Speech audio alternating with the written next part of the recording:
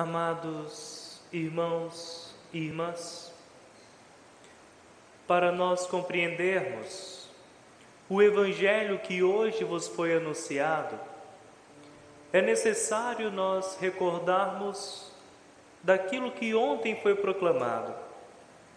Ontem, Jesus, ele expulsa um demônio na sinagoga de Cafarnaum.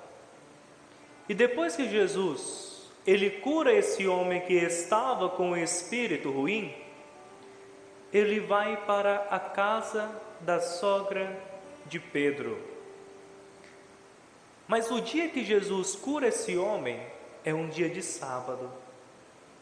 O sábado para o judeu era o dia sagrado, era o dia do descanso. Assim como Deus descansou no sétimo dia da criação, assim como Deus, Ele mandou guardar o descanso após a libertação do povo do Egito.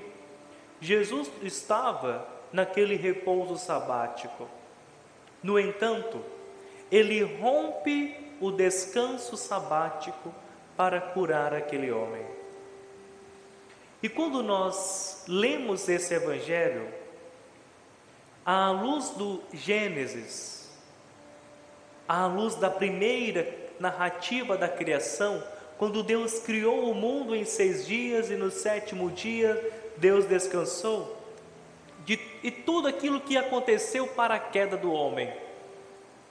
Depois que Deus criou tudo, Deus estava no seu descanso, quando a serpente engana Eva, e Eva come o fruto proibido e dá ao seu esposo Adão, e os dois cometem um pecado e posteriormente são expulsos do paraíso. Deus criou o mundo e consagrou o 7º dia ao descanso. Mas por causa do pecado da humanidade, Deus quebrou o descanso. Porque assim que Adão e Eva, eles comeram o fruto do pecado, Deus desceu do céu para procurá-los. A iniquidade do homem, o pecado do homem, quebrou o descanso de Deus. Porque Deus, que estava no seu descanso, Ele imediatamente desce do céu para procurar o homem e dar a ele a misericórdia. Deus amou tanto o homem e continua por amar tanto a humanidade, que o pecado do homem, aquilo que colocou o homem em risco, aquilo que poderia fazê-lo perder para sempre a eternidade, inquietou o Senhor. E Deus quebrou o seu descanso, desceu dos céus e foi até o jardim do Éden para procurar o homem. Adão, onde tu estás? Deus desceu à procura do homem, a fim de curá-lo da miséria que o próprio homem colocou em si mesmo.